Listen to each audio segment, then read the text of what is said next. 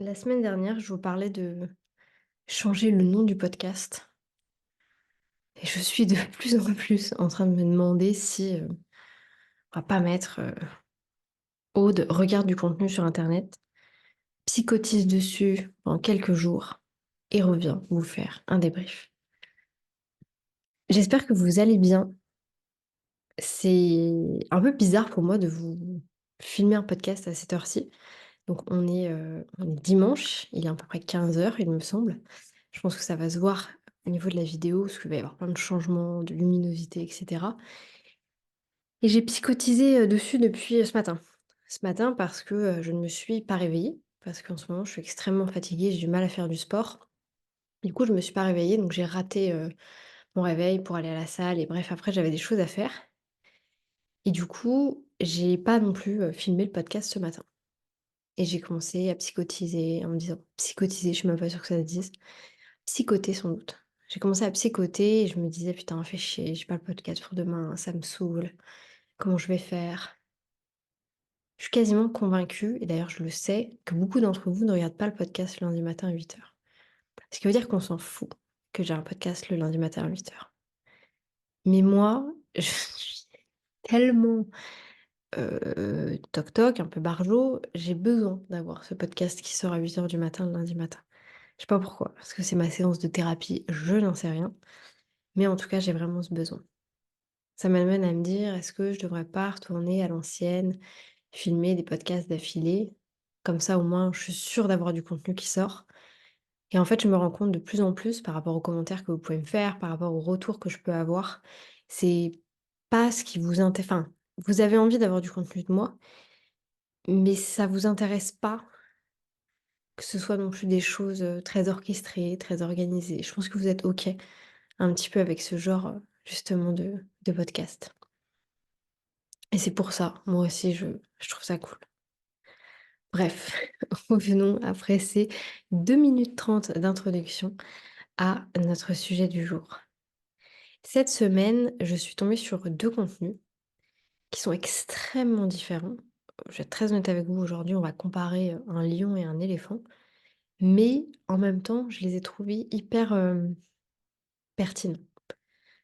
Le premier contenu vient, il me semble, de LinkedIn où, une nana, que je ne suis même pas parce qu'en réalité je suis personne sur LinkedIn, j'ai juste, la plateforme en fait qui me propose des contenus. Cette personne disait qu'elle en avait marre, qu'on lui dise qu'elle avait de la chance, que c'était pas de la chance, qu'elle avait travaillé pour, qu'elle avait mis des choses en place, qu'elle avait fait X et Y pour pouvoir atteindre, B. Et je suis d'accord. Je suis d'accord parce que, la chance, c'est quelque chose qui se crée. C'est en faisant des actions qu'on obtient de la chance. Par exemple, quelqu'un qui gagne au loto, à part exception, a quand même été, jouer au loto, 2 fois par semaine pendant des années de sa vie sans doute. Donc c'est pas de la chance. Il y a eu du travail, il y a eu une action qui a été mise derrière ça. Donc je suis d'accord avec le principe de la chance, n'existe pas vraiment. Néanmoins, vous savez à quel point je suis, ouverte, mais du coup fermée aussi sur le sujet, dans le sens où, de par, mes diverses mutations, les pays où j'ai vécu, j'ai eu l'opportunité de rencontrer énormément de personnes de différents types de cultures, de différents types de pays, de différents types d'histoires et on a tellement de chance en France. On a tellement, tellement, tellement de chance. Et je sais que vous le savez aussi, parce que si vous êtes là, si vous regardez mes vidéos, vous êtes sans doute dans une vibe assez similaire à la mienne, donc je sais que vous le savez. Mais parfois, quand je rencontre, des personnes ici en France, où je discute avec certaines personnes et qui je parlerai pas des discours qu'elles ont ici parce que ça serait, être dans le jugement et c'est pas le but. Mais je suis là, mais oh putain, sors de chez toi, va voir, ce qu'il y a dans le monde et va voir à quel point ta vie est luxueuse comparée à certaines personnes. Et du coup, ça fait le lien avec le deuxième post, que j'ai vu cette semaine. D'ailleurs, c'est pas les 2 posts que j'ai vus cette semaine, hein. C'est pour ça, je pourrais limite faire une un épisode, de podcast uniquement sur les contenus que j'ai consommés cette semaine et venez les gars, je vous donne mon avis. Donc ce deuxième épisode, n'importe quoi, ce deuxième post, je vais essayer de vous le retrouver comme ça j'aurai les bons mots. C'était 10 choses, 10 luxes que, vous avez sans doute déjà dans la vie. Alors bien entendu, tout ça c'est, à prendre avec des pincettes. J'ai bien conscience que tout le monde n'a pas non plus ces luxes-là dans la vie, que certains d'entre vous ont potentiellement des choses qui manquent et le but c'est pas de vous dire, «Vous devez absolument avoir ça» ou enfin, je cherche pas à vous donner du jugement sur cette partie-là, vous savez très bien. Je vous donne mon avis en essayant d'être le plus, diplomate possible, même si parfois c'est pas forcément facile. Mais là, j'ai juste envie de faire la comparaison avec cette fameuse chance qu'on n'a pas et pour laquelle on a travaillé et les luxes, qu'on a concrètement également à côté. Premier luxe sur cette liste du coup de 10 luxes, le temps. On a du temps. Pas tous, pas tout le monde, hein, il y a des gens qui ont pas forcément le temps de faire tout ce qu'ils ont envie de faire, mais c'est vrai qu'on a du temps. Si demain vous me dites: «Oui, mais moi, je fais partie des gens qui ont pas de temps», OK. Combien de temps est-ce que tu passes sur ton téléphone, sur Instagram, à regarder des vidéos YouTube, à regarder Netflix? Du temps, t'en as. Ce que tu décides d'en faire après derrière, c'est tes choix. La santé, ça pareil, c'est un luxe énorme. S'il y a des gens qui me regardent aujourd'hui, qui n'ont pas ce luxe-là, vraiment tout mon cœur sur vous. Je viens d'une famille où il y a beaucoup de problèmes de santé, donc je comprends, pas de par ma propre histoire personnellement, mais de mon histoire de famille très proche, je comprends exactement ce que c'est que d'avoir des problèmes de santé, donc vraiment gros cœur sur vous. Et pour les personnes qui n'ont aucun problème de santé, mais go! Mais tellement go! Enfin, honnêtement, c'est un sujet, moi, qui me donne les larmes aux yeux, donc j'en parlerai pas très longtemps. Mais si vous n'avez pas de problème de santé, mais putain, vivez une vie de folie, parce que vous imaginez même pas à quel point ça peut toucher les gens, d'être malade. Le troisième, c'est la sécurité. Alors ça, je vous avoue, j'avais oublié. Ça peut être un sujet un peu compliqué, aujourd'hui en France, j'en ai bien conscience. Moi-même, hein, je le vis, à Brest, c'est pas, la situation la plus, incroyable du monde, niveau sécurité, pour les femmes. Néanmoins, c'est difficile pour moi de dire ça parce que j'ai conscience que je ne devrais pas le faire, mais j'essaie de relativiser dans le sens où, j'ai connu des gens qui étaient dans des situations, dans des pays où la sécurité, enfin, c'est ouais, c'est même pas un sujet, donc je sais que c'est un sujet qui est hyper difficile à aborder pour la France aujourd'hui, encore plus avec tout ce qui se passe politiquement parlant et cetera. Mais, et je demanderai jamais aux gens à qui il a pu, arriver des choses de relativiser parce que c'est pas du tout le but. Mais voilà, on n'a quand même pas la même vie que certaines personnes, que certaines, j'ai même pas envie de dire femmes parce que c'est femmes, enfants et hommes, c'est peu importe, il y a des pays où vraiment, et si vous voyez pas de quoi je parle, regardez sur internet, hein, il y a des pays où c'est, où il y a même pas les mots sur tout ça, dans tous les cas. Quatrième luxe, le fait de bien dormir. Et quand je dis bien dormir, c'est pas, faire comme j'ai fait cette nuit, une nuit de 10 heures par jour, hein. C'est juste d'être dans des conditions, dans lesquelles vous pouvez, dormir, correctement, tout simplement.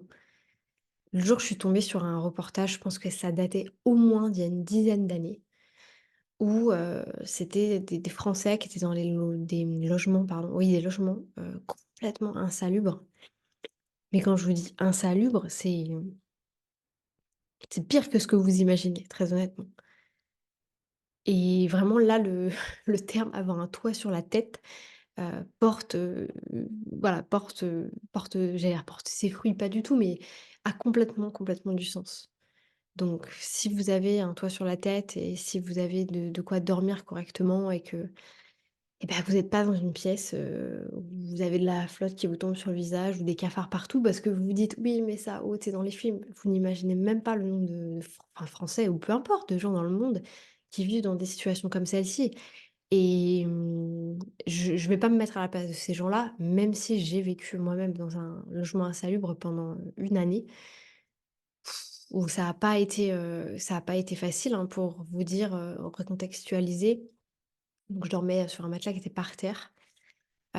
L'hiver, je dormais avec, donc j'avais mes chaussettes, j'avais un pyjama, j'avais également un pull, donc un peu comme ça. J'avais en plus de ça un peignoir, si vous voulez, un énorme peignoir qui réchauffe en fait, l'hiver quoi, plus ma couette, plus des plaids et j'étais frigorifiée quoi et c'est dans ces moments-là où je me dis: «Putain aujourd'hui quand j'ai le luxe d'avoir une maison, c'est incroyable». J'ai travaillé pour, c'est clair, mais il y a des gens qui travaillent qui pour autant ne pourront jamais se payer ça parce que dans certains, pays, dans certains endroits, c'est complètement trop compliqué donc si tous les soirs vous allez vous endormir en ayant chaud et en étant bien dans votre lit, c'est un luxe. Vous avez enfin, on pense que c'est acquis, mais ça l'est absolument pas. Le fait de pouvoir, voyager, donc ça, c'est vrai que c'est un privilège qu'on nous a enlevé, pendant la pandémie et moi, j'ai eu de la chance dans mon malheur, c'est que j'ai vécu la pandémie en Thaïlande, donc c'était, relativement OK, même si absolument tout était fermé et pour bien plus longtemps que les pays européens, donc c'est vrai que ça a été assez particulier. Mais le fait que, un jour, on nous ait réautorisés à quitter le pays, à sortir, c'est vrai que ça a été fantastique. Enfin, moi, quand j'ai su que j'allais pouvoir revoir ma famille, j'ai jamais autant pleuré de ma vie, quoi. J'étais tellement, tellement, tellement heureuse. Donc là, moi, je rassocie le voyage, du coup, à pouvoir me déplacer, tout simplement. Mais voilà, pour les personnes qui, ne serait-ce que pouvoir, sortir de là où vous êtes, enfin, par exemple, moi, il y avait une conscience que j'avais pas, c'était que, je sais plus où j'avais lu ça, j'ai pas les datas exactes, donc je vous dirai pas de chiffres, mais, le nombre de familles et d'enfants, en France, par exemple, région parisienne, qui n'ont jamais vu la mer. Enfin, pour moi, c'était moi qui suis née à la mer, ça fait partie de mon quotidien. Si vous voulez, ça fait partie de mon paysage. J'ouvre ma fenêtre, je la vois, donc c'est pas pour moi, c'est «acquis» quoi, entre gros guillemets. C'est même pas acquis parce que ça fait partie de mon quotidien et en fait, de me dire qu'il y a des gens qui sont jamais partis en vacances, ça me paraît, inconcevable et en même temps, bah, quand je suis, partie en Angleterre, quand je suis partie en Thaïlande alors après peut-être que vous allez vous dire: «Non mais oh, tu une bouffonne aussi, tu connais pas le monde». Bah oui, en fait, il y a des années de ma vie où je connaissais pas le monde, je savais pas ce qu'il y avait dehors et j'estime que, encore aujourd'hui, j'apprends énormément, énormément de choses. Donc peut-être que vous, ça vous paraît des choses, complètement bateau, mais pour moi enfin, en tout cas pour moi, c'est des choses que j'ai appris avec l'âge et c'est pour ça que j'ai envie de vous le partager aussi parce que je suis sûre que certains d'entre vous sont exactement dans la même situation. Autre luxe dans la vie, avoir la paix intérieure. Alors ça, je suis pas sûre que tout le monde ait vraiment, la paix intérieure. Déjà, qu'est-ce que ça veut dire que la paix intérieure? Sachant que là, du coup, ils le mettent avec un P majuscule. Qu'est-ce que ça représente? Honnêtement, je saurais pas forcément vous le dire. Mais, je sais pas, je pense que ça joue aussi avec, la justice, l'injustice, pour le coup. Un exemple que j'ai envie de vous donner, c'est, ma, petite cousine qui est, révoltée, c'est pas négatif la manière dont je le dis, hein, mais qui est révoltée par le monde d'aujourd'hui et c'est quelqu'un de très écolo. Par exemple, pas d'avion, le train le plus possible, pas prendre la voiture, elle s'est tapé des Nantes, Brest à vélo, enfin très, très, très dans dans ce format-là, jusqu'à en être, ouais, dans un mal-être le plus total et d'avoir cette incompréhension en fait de pas comprendre, de pas arriver à faire comprendre et de pas comprendre pourquoi tout le monde, ne pense pas comme elle et je la donne comme exemple, mais il y en a plein, ma sœur a été comme ça aussi pendant des années avec ses avis hyper, hyper, particuliers, péculières même je pourrais dire, sur des choses très spécifiques et une incompréhension quand les gens n'étaient pas d'accord avec elle, ce qui a changé aujourd'hui, hein, mais, et ces gens-là avaient pas de paix intérieure. Il n'y avait pas ce sentiment de ouais, de toujours en fait, en tension et cetera. Enfin, moi, c'est un peu comme ça que je le vois. N'hésitez pas à me dire dans tous les cas dans les commentaires. Encore une fois, je suis pas la science infuse, hein, je vous dis juste ce que je pense. Mais, je sais qu'aujourd'hui, moi, je suis en paix avec moi-même. Je suis en paix avec ce que je fais, ce que je pense. Heu, j'ai pas de, j'ai pas de je rigole parce que l'autre jour, j'ai un peu briefé mes parents, vous savez, sur les arnaques au téléphone. pareil, je suis tombée sur un documentaire, des fois je rentre dans des rabbit holes sur YouTube, je me perds un petit peu et là, c'était un couple, d'à peu près mon âge, donc une trentaine d'années, qui s'était fait complètement pouiller de 14 000 € sur leur compte bancaire, par, une arnaque au téléphone, quoi. Et du coup, moi, je flippais pour mes parents, j'étais là: «Oui, si on vous appelle, faut pas donner vos codes et cetera et cetera». Enfin, voilà, vraiment à fond avec ça et apparemment, ils sont très bons parce qu'ils peuvent être très, très, persuasifs et en fait, je me dis: «Putain, mais ces gens-là, est-ce que ces gens dorment la nuit?» Enfin, vous voyez ce que je veux dire? Est-ce que ces gens, en se disant, «Putain, j'ai plumé ces gens, ils avaient 14 000 € sur leur compte, je leur ai tout pris». Est-ce que ces gens arrivent à s'endormir le soir? Je c'est une vraie question que je me pose. C'est une vraie question. Est-ce que les gamins enfin, les enfants, c'est encore différent, mais est-ce que les gens qui n'ont plus cette innocence, enfantine, arrivés, collège, lycée et qui harcèlent, martyrisent, bullient les autres, est-ce que vous dormez bien la nuit, quoi? Ouais, c'est finalement, j'ai peut-être pas autant de paix intérieure que je moi aussi, j'ai des injustices, qui me font extrêmement peur, extrêmement mal au cœur, mais ouais, je me demande si ces gens-là, vivent dans le même monde que nous, en fait, tout simplement. Avant-dernier, luxe, la stabilité financière. Alors ça, pareil, ça peut être vraiment un sujet, compliqué à aborder, hein. Il y a des gens qui n'ont pas du tout, du tout la même notion, de la stabilité financière. Pour certains, avoir, 200 € c'est fantastique et pour d'autres, avoir moins de 2 000 €, c'est la fin du monde. Donc, je vous avoue que ça, c'est un sujet qui est un peu, touchy à mes yeux. D'ailleurs, ils sont tous touchy, hein. Maintenant que je les regarde comme ça, je me dis: «Ouh là, dans quel genre de podcast je me suis lancée?» Encore une fois, moi, c'est un peu mes élucubrations que je vous fais, donc évitons le jugement, pour, comment dire? Et puis ouais, enfin, après je m'en fous, vous êtes pas content et puis j'enlèverai le podcast s'il faut, hein. Mais ouais, c'est des sujets qui sont un peu touchy, je me rends compte. Mais du coup, la stabilité financière. La stabilité financière, le problème, c'est que c'est vraiment différent, pour tout à chacun et ouais, ça peut complètement faire flipper. Après, un exemple que j'aime bien, parce que vous savez que j'aime bien vous donner des exemples pour, contextualiser, c'est, les Américains. Les Américains, je sais pas c'est quoi attendez, on va regarder le pourcentage d'Américains qui ont des prêts. Donc pourcentage, hop, américains, je vais mettre endettés.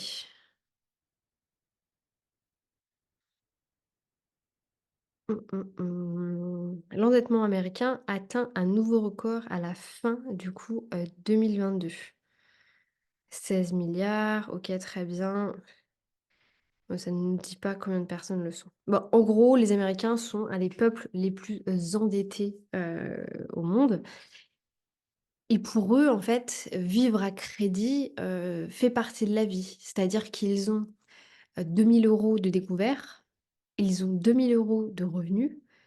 Eh bien, dans leur tête, ils ont 4 000 € à dépenser et c'est tout le temps, enfin, c'est comme ça un petit peu en permanence, quoi et du coup, c'est assez spécial, la manière dont ils peuvent, vivre, évoluer et cetera et c'est vrai qu'on n'a pas cette culture, en France, ce que je trouve très bien. Alors, on fait des prêts, je dis pas qu'il faut pas faire de prêts, au contraire, hein, abuser du système, bancaire français, mais pas pour pas pour, ouais, la consommation, voilà, de tout ce qui est, autour et cetera et encore putain, mais là je juge tellement, chacun fait ce qu'il veut en soi, hein, mais voilà. Moi je dis que si on peut pas se l'acheter et que c'est pas enfin, est-ce que je peux vous donner un exemple concret? Bah, quel je suis dés c'est horrible ce que je vais dire, hein, mais quelqu'un qui n'a pas d'argent, pourquoi aller mettre 1 200 € dans un iPhone? Vous voyez ce que je veux dire? Enfin, c'est est-ce que c'est vraiment la priorité? Bref, là je m'égare mais complètement. Et du coup, dernier, donc il y en a encore 2 actuellement. Actuellement, je vous parle de comme si j'étais en train de faire d'une dissertation. La liberté de choisir, ça je trouve ça fantastique, le fait qu'on ait toujours, le choix, enfin, c'est en ce moment je travaille avec une femme, je sais qu'elle passera pas par là, mais au cas où, Kira, je parle de toi, qui, son but dans la vie, c'est, d'aider le plus de femmes à prendre leur indépendance, émotionnelle, et cetera, sur plein, plein de sujets. Et en fait, elle est beaucoup du coup au fait de toute l'histoire, des femmes en France et dans le monde et c'est dingue en fait, l'émancipation, des femmes, enfin le fait que c'est arrivé hier, quoi.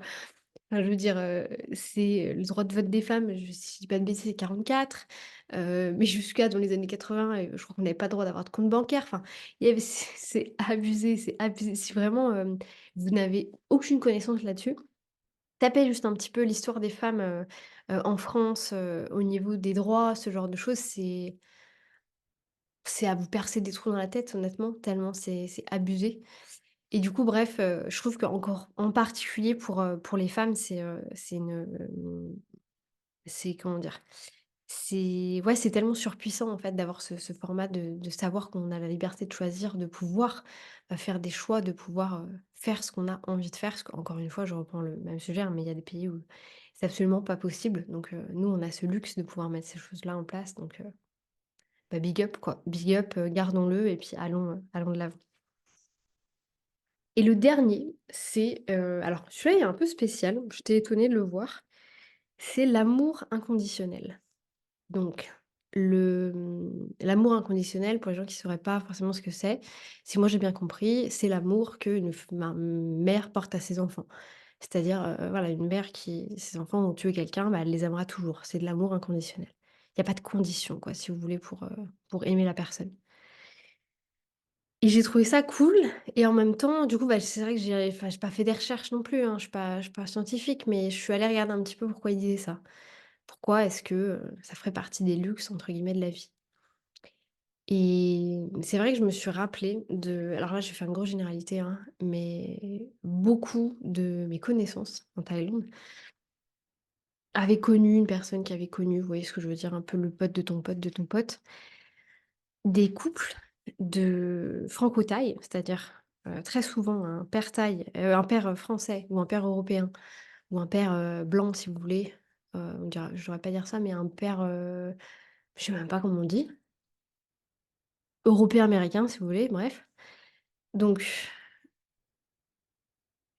un père comme ça, une mère thaï et en fait, et ça pour le coup, j'ai même eu un thaï qui me l'a dit, qui du coup son père était français et sa mère était thaï, sa mère s'en fout et j'étais: «Ah mais comment ça ta mère s'en fout?» «Ah bah parce que c'est comme ça». En fait, ils ont pas du tout enfin, ils ont des relations qui peuvent être très différentes, avec leurs enfants comparées à la France, ce genre de choses et du coup à l'Europe aussi et je pense que c'est ça dans plein, plein, plein, plein de pays où il y a pas le même, ouais, le même rapport en fait, à l'amour inconditionnel, d'un parent envers ses enfants quoi, tout simplement ou c'est les enfants envers les parents et du coup, j'avais pas trop conscience de ça. Je vais pas m'étaler là-dessus parce qu'après va partir dans les supra méga clichés, c'est pas du tout le but. Mais allez vous renseigner un petit peu sur, le comment dire? Comment se passent les familles dans d'autres, pays. Par exemple, Asie, et le continent africain, vous verrez que c'est pas forcément la même chose que ce qu'on peut avoir et d'ailleurs, sans doute le Mexique et les États-Unis aussi, enfin, bref, voilà, j'ai pas envie de faire un cliché. Mais, en France et je pense qu'en Europe, on a une manière de voir ça qui est assez particulière donc, c'est aussi, très intéressant. Bref, je me suis complètement, mais alors complètement évadée dans ce podcast. C'est pas grave, écoutez, j'ai trouvé ça cool, ça m'a permis de réfléchir à certaines choses. Si vous n'êtes pas d'accord avec ce que je viens de vous dire, il n'y a aucun problème. N'hésitez pas à me donner votre version des choses dans la bienveillance, sans la critique, sans l'insulte. Je me suis pas mal fait traiter de gauchiste de merde, alors que, je vais pas dire qu'il y a pas plus capitaliste que moi, mais bon quand même. Heu, donc voilà, toujours, essayons d'être dans la bienveillance. Moi, je vous laisse là-dessus. Je vous souhaite une bonne journée, une bonne matinée, une bonne soirée, peu importe quand est-ce que vous allez regarder, écouter cet épisode de podcast et je vous dis à bientôt pour un nouvel épisode.